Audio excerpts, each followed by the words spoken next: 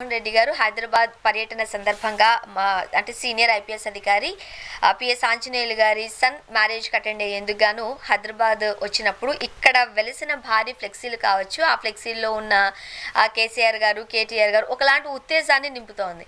జగన్మోహన్ రెడ్డి గారు ఎక్కడున్నా సరే ఆ ఫ్యాన్ బేస్ అది ఆంధ్రప్రదేశ్ లేకపోతే తెలంగాణ లేకుండా వస్తూ ఉన్నారు. ఏం చెప్తారు? నమస్తే అండి. ముఖ్యంగా ఎవరి కొడుకు వివాహంకి అయితే వెళ్తున్నారో పిఎస్ఆర్ ఆంజనేయులు గారి వాళ్ళ సన్న వివాహం అండి. సో పిఎస్ఆర్ ఆంజనేయులు గారు అంటే 2 తెలుగు రాష్ట్రాల్లో కూడా పనిచేస్తున్నారు. మంచి నిజాయితీ గల ఒక సింహం, ఒక లెజెండ్ అనేటటువంటి గుడ్ విల్ ఆయనకు ఉండేది. ఆయన గతంలో విజయవాడలో పనిచేస్తున్నప్పుడు కూడా ఒక లెజెండ్, ఒక సింహం లాగా పనిచేసేవాళ్ళండి. అయితే గతంలో కాదంబరి జత్వానీ గారి కేసుకి సంబంధించి ఆయన్ని ఇంటెన్షనల్ గా సస్పెన్షన్ చేసి ఆయన్ని చాలా రకమైన ఇబ్బందులు పెట్టినటువంటి పరిస్థితి మన ఆంధ్ర రాష్ట్రంలో మనం చూస్తున్నాం. అంటే నేను ఎన్నోసార్లు అనుకునేదాన్ని అనమాట.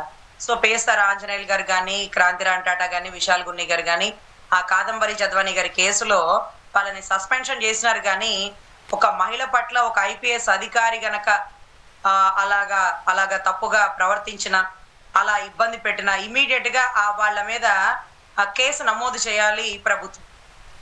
కాదంబరి జత్వానీ గారు కానీ ప్రభుత్వం కానీ కేసు నమోదు చేయాలి, వాళ్ళని కోర్టులో అరెస్ట్ చేయాలి. కానీ వాళ్ళని అరెస్టు లేకుండా కేవలం సస్పెన్షన్ మాత్రమే విధించినారు.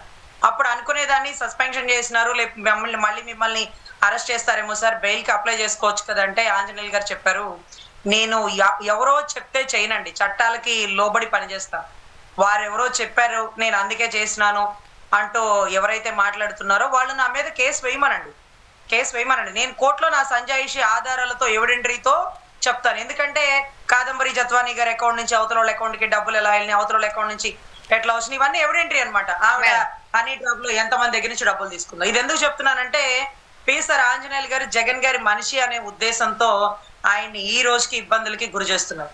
తన మనుషులు ఎవరిని తనని నమ్ముకున్న వాళ్ళని, నిబద్ధతగా నిజాయితీగా పనిచేసిన వారి చెయ్యి ఎప్పటికీ వదలను అంటూ ఈ రోజు ఆంధ్ర నుంచి తెలంగాణకు వచ్చి అతని కొడుకు వివాహానికి సార్ హాజరవుతున్నారని చెప్పాలి.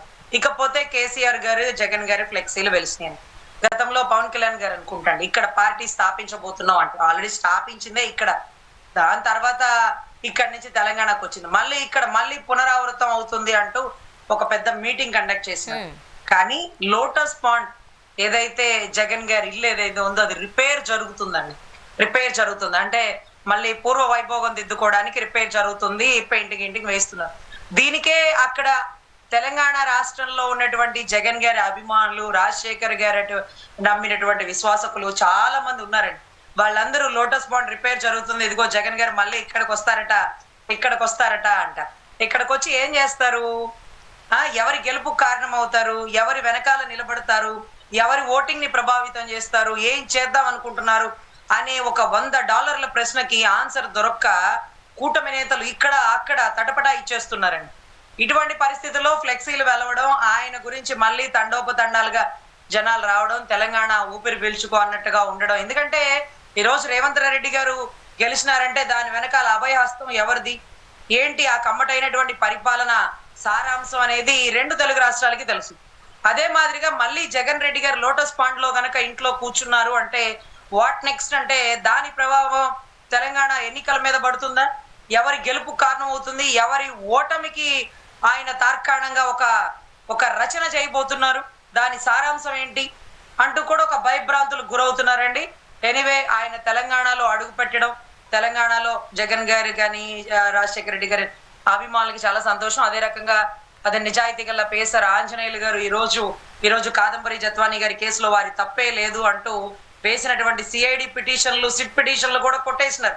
అదేంటి సార్, ప్రభుత్వం వాళ్ళ పక్షాన ఉంది కదా, సిఐడి సిట్టు మళ్ళీ మిమ్మల్ని నేరగాళ్ళగా చూపిస్తుందేమోనని నేను అడిగినప్పుడు అయ్యో రజనీ గారు ఎక్కడున్నారు, ఆధారాలు లేని పిదట కేసు కొట్టేస్తారు, ఆధారాలు ఉన్నప్పట దోషులుగా భావించిన వాళ్ళని నిర్దోషులుగా విడుదల చేస్తారు. ఇది చట్టం, నా దగ్గర అన్ని ఆధారాలు ఉన్నాయి, ఆవిడ గతంలో ఎవరెవరి మీద కేసులు పెట్టింది, వాళ్ళ దగ్గర నుంచి ఎంత డబ్బులు వసూలు చేసింది, ఇతని నుంచి ఎంత డబ్బు అకౌంట్ ట్రాన్స్ఫర్ చేసుకుంది, ఏమేమి మెసేజ్లు పెట్టింది, ఏమేమి ఫోటోలు పెట్టింది, వీరి తల్లి గారి అకౌంట్ లో ట్రాన్స్ఫర్ అయింది, అందుకనే వారి తల్లి గారిని కూడా తీసుకొచ్చినాం, ఆవిడ నుంచి కూడా చాలా మెసేజ్లు వచ్చినాయి, నా కూతురు సంగతి తెలియదు, ఇదే లాస్ట్ వార్నింగ్, తర్వాత నువ్వు చూసుకోలేవు అంటూ కొన్ని అద్భుతమైన మెసేజ్లు కూడా వచ్చినాయట. దాన్ని ఎవిడెంటరీగా పట్టుకొని కూడా మేము ఆధారంగా పెట్టిన ఆమెను అక్కడి నుంచి తీసుకురావడం జరిగిందండి. మేమేంటో మాకు తెలుసు, సిఐడి సిట్ వాళ్ళకి కూడా తెలుసు పిఎస్ఆర్ ఆంజనేయులు ఏంటో. వాళ్ళందరూ కూడా నా కింద పనిచేసినటువంటి అధికారులేనండి. నన్నే చాలా మంది ఫాలోవర్లుగా ఉండేవాళ్ళు. ఈ రోజు నన్ను ఇరికిచ్చేంత ధైర్యం వాళ్ళు చేయరండి, ఎందుకంటే నా దగ్గర ఆధారాలు ఉన్నాయి కాబట్టి అని ఆ రోజు మాట్లాడారు. అలాంటి వ్యక్తుల కోసం, నిజాయితీ గల అధికారుల కోసం జగన్ గారు ఎంత లెక్కైనా తగ్గుతారు, ఎంత దూరమైనా వెళ్తారండి. అండ్ మరోపక్క కేసీఆర్ గారు, కేటీఆర్ గారు ఫ్లెక్సీల్లో కనిపించేసరికి ఇది ఒక భిన్న అభిప్రాయం. సాధారణంగా ఆంధ్రప్రదేశ్లో జగన్మోహన్ రెడ్డి గారు అండ్ తెలంగాణలో కేసీఆర్ గవర్నమెంట్ కొలువుదీరిన టైంలో ఒకరినొకరు కంగ్రాచులేట్ చేసుకోవడం, విష్ చేసుకోవడం పలు సందర్భాల్లో చూస్తూనే ఉంటాం. మేబీ ఆ ఫ్రెండ్షిప్ అయి ఉంటుందేమో. ఎందుకు రాజకీయంగా దీన్ని మలుచుతున్నారు అనుకోవాలి? ఎవరిష్టం వారిదండి. మొన్న మధ్య పవన్ కళ్యాణ్ గారు అన్నారు, కేసీఆర్ గారు నాకు మంచి ఫ్రెండ్, నాకు మంచి స్నేహితుడు, నాకు మంచి తమ్ముడు అని కూడా అన్నారు. ఆయన నా పవర్ స్టార్ పవన్ కళ్యాణ్ అని ఆయన అంటుంటారు. అప్పుడప్పుడు నేను చిరంజీవి గారు వీరాభిమాని అంటుంటారు. ఇదంతా ఆన్ రికార్డ్ జరుగుతూ ఉంటుందండి. ఆఫ్ రికార్డ్ ఏం జరుగుతూ ఉంటదంటే, ఆయన మనసులో ఎవరున్నారు, ఎవరిని ఆయన ఫాలో అవుతున్నారు, ఆయన గెలుపుకి ఎవరు సపోర్ట్ చేస్తారు, ఎవరు ఆయన వెన్నంటే ఉండి నడిపిస్తారు అనేది అంతర్గత రహస్యం అండి. సో అది చాలా మందికి తెలుసండి. ఆయన అడుగు పెడుతున్నారంటే వన్స్ ఈ స్టెప్ ఇన్, ఏది భూస్థాపితం అయిపోతుంది, ఏది కనుమరుగైపోతుంది, ఎవరెవరు కనపడకుండా పోతారు. ఇక ఆంధ్ర కాదు, తెలంగాణ కాదు, ఎటు పారిపోవాలి. ఆంధ్రాలోనూ ఆయనే, ఇక్కడను ఆయనే అంటే ఇక ఇందులేదు అందులేదు సందేహంలో దేందెందుకు వెతికినా అందందే గలడు అంటూ ఈ కమ్మటైన పరిపాలనని అదపాతాడానికి తొక్కడానికి ఏమన్నా ప్రయత్నిస్తున్నారా అంటే చెప్పలేమండి. What ever it may be. KCR గారు మొన్న కూడా ఒక వీడియోలో జగనన్నకి చాలా ధైర్యం, పైనుంచి అలాగా దూకేసినారు, అలా ఎలా దూకగలుగుతారు, అదైతే నాకైతే భయం, ఒకవేళ తాటి తగిలితే ప్రాణాలు పోతాయేమో అని నేను ఒకసారి జగన్ అన్నని అడగాల, అది ఎలా సాధ్యమైంది, అంత ధైర్యం ఎలా వచ్చింది అంటూ కూడా ఒక స్టేట్మెంట్ ఇవ్వగానే దాన్ని కూడా ఒక విచ్చలవిడిగా ట్రోలింగ్స్ చేసేసినారండి. సో చేసినా మంచిదేలేండి. ఆయనకి ఈయన మీద ఉండేటటువంటి ప్రేమ అభిప్రాయాలు, లేకపోతే ఆయన ధైర్య సాహసాలు మరొకసారి చూపించినట్టు ఉంటది. So what ever it may be, ఎవరికి కావాల్సినట్టుగా వాళ్ళు రాసుకుంటారు. ఆయన తెలంగాణ అనేది ఆయన లోటస్ పండ్, ఆయన ఇల్లు, ఈయనకి వీళ్ళకి ఎలా అయితే భూములు, ఎలా అయితే ఆస్తులు, ఎలా అయితే వ్యాపారాలు ఉన్నాయో వాళ్ళకి అలాగే ఉన్నాయి కాబట్టి ఆయన అలా వస్తారు. ఆయన అలా రాగానే ఇలా భయపడాల్సిన పని లేదు, ఇలా పత్రికా ప్రకటన చేయాల్సిన పని లేదు, మళ్ళీ హైదరాబాద్ లో అడుగు పెడుతున్నాడు దేనికో అని సందిగ్ధ పడాల్సిన పని లేదండి. అంటే ఆంధ్రప్రదేశ్ లో జగన్మోహన్ రెడ్డి గారు ఎక్కడ కాలు పెడితే అక్కడ ఉన్న జన సందోహాన్ని, అభిమానులను, ముఖ్యంగా యువతను చూస్తూ ఉన్నాం.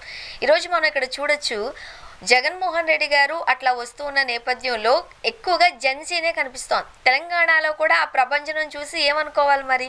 ఏంటి ఆ ఉత్సాహం, ఆ ఫ్యాన్స్? అవునండి, ఎందుకంటే మొన్న కేసీఆర్ గారు కూడా జంజీతో సపోర్ట్ చేసినారు. జగన్ గారు కూడా నేను కూడా ఒక కాక్రోచ్ని, నేను కూడా ఒక బొద్దింకలాగా ప్రశ్నిస్తాను. యువత ప్రశ్నలకి సమాధానం చెప్పలేకపోతే ఇంకెందుకయ్యా నాయకులు? వారి లేనిదే మనం ఉన్నామా? యువత మాత్రమే పోరాడే పటిమ కలిగి ఉంటది కదా, యువత మాత్రమే ప్రాణాలకు తెగించి ఇలాగా మాట్లాడగలుగుతుంది కదా. ఎందుకంటే భగత్ సింగ్, చెగువీరా, ఝాన్సీ లక్ష్మీబాయి, పెద్ద పెద్ద నాయకులు అందరూ చాలా చిన్న వయసులో చనిపోయిన వాళ్ళు. అంటే పోరాడే పటిమలో పోరాడితే పోయేదేముంది, బానిస సంఖ్యలు తప్ప అనేది కాదండి. పోరాడితే పోయేదేముంది, ప్రాణాలు తప్ప అన్నట్టుగా ప్రాణత్యాగం చేసిన వాళ్ళు కాబట్టి అలాంటి యువతకి పెద్దపీట వేస్తేనే రాజకీయం గాని నాయకత్వం గాని నిలబడుతుందంటూ వివేకానందుల వారు ఒక శ్లోకంలో చెప్తుంటారండి. అంటే వెన్నుముక లాంటి వ్యక్తులు యువకులు అని. సో అటువంటి యువకులని సంఘ విద్రోహ శక్తులుగా ఒకరు పోల్చారు. అలాంటి యువకుల్లో నేను కూడా ఒక బొద్దింకనయ్యా, నేను కూడా ప్రశ్నిస్తున్నాను, నేను కూడా జంజీలో భాగమే అనుకోండి అని ఆయన చాలా గొప్పగా వారి వైపు మాట్లాడుతుంటే వారికి చాలా సంతోషం అనిపించిందండి. సో అందుకనే బహుశా యువత కూడా ఆయన వెనకాల ఫాలో ఉందామో, లేకపోతే గతం నుంచి రాజశేఖర రెడ్డి గారి అభిమాన కుటుంబ విశ్వాసకులు చాలా మంది ఉంటారు కాబట్టి అలా కూడా ఉండొచ్చేమో. ఆయనకి లేని తెలంగాణ ఏం కాదు కదండి. 2 తెలుగు రాష్ట్రాలు ఉన్నప్పుడు ఆయన అసెంబ్లీలో గర్జించిన తీరు, ఆయన ఎన్ని సమస్యలు 16 నెలలు జైల్లో ఉండి ఒంటరి పోరాటం చేసింది కూడా తెలంగాణ గడ్డ మీద నుంచే కాబట్టి ఆయన వీరోచిత ధైర్య సాహసాలన్నీ తెలంగాణకే బాగా తెలుసండి. సో అందుకని ఆ ఫ్యాన్ ఫాలోయింగ్ అలా ఉంటుందని నేను భావిస్తున్నాను.